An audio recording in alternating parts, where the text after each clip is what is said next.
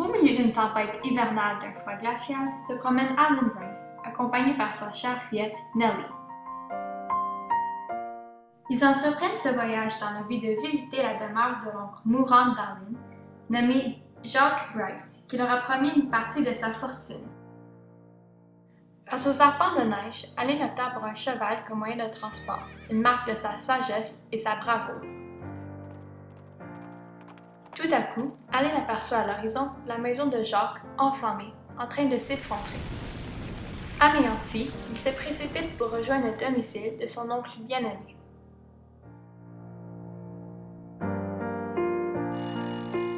Enfin, quelle est votre urgence? La maison de mon oncle est en flammes, s'exclame Alan. Les pompiers sont en chemin, affirme la réceptionniste.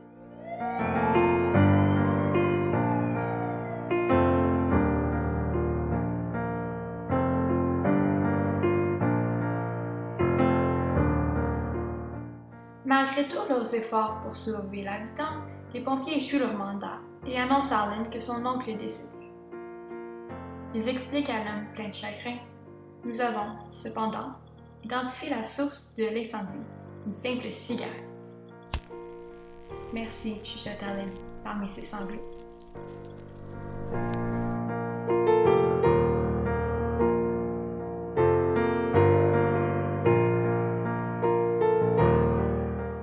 Nous vous autorisons à chercher parmi les débris ce qui a échappé au feu, explique un des hommes en uniforme jaune. Alan accepte et lui et sa fillette retrouvent le coffre où Jacques avait caché sa fortune. Mais le coffre est vide.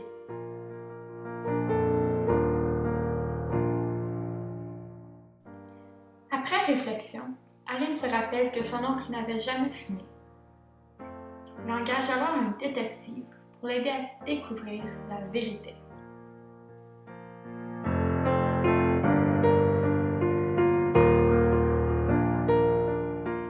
En scrutant les comptes de banque de Jacques Bryce, Alan et le détective découvrent que la vérité de l'argent d'une entreprise qui avait été fermée par celle de Jacques. Les partenaires vont visiter l'appartement du propriétaire de l'entreprise. Alan aborde gentiment la voisine, puis savoir dans quel appartement demeure un certain Matthew Bellick, ancien propriétaire de « Je sais c'est qui », elle interrompt.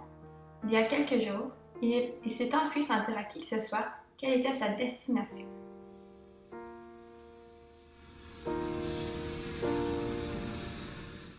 Suspicieux, Alan visite à nouveau la scène de l'incendie et il découvre une petite caméra cachée dans une des décorations qui avait été échappée au feu. Parmi les données, il retrouve une clip de Matthew Bellick en train de vider le coffre. Ensuite, il allume une cigarette et la laisse tomber. Avant qu'il quitte la maison, il montre son visage. Et c'est nul autre que le détective. Avec fermeté, le détective menace Alan. Tu n'amèneras jamais ces preuves à la police. On verra bien, réplique Alan. L'imposteur essaie de détruire la caméra, mais ayant plus de force, Alan réussit à l'empêcher. En tenant le détective par le cou, Alan exprime sa frustration. Personne ne m'arrêtera d'exposer la vérité. Je n'irai jamais en prison, répond le coupable. Ceux-ci furent les derniers mots de Matthew Bellick. Heureux et satisfait, Alan tire une leçon importante de cette mésaventure. La vérité n'est pas toujours ce qu'elle semble être. Alan apporte sagement les preuves à un avocat.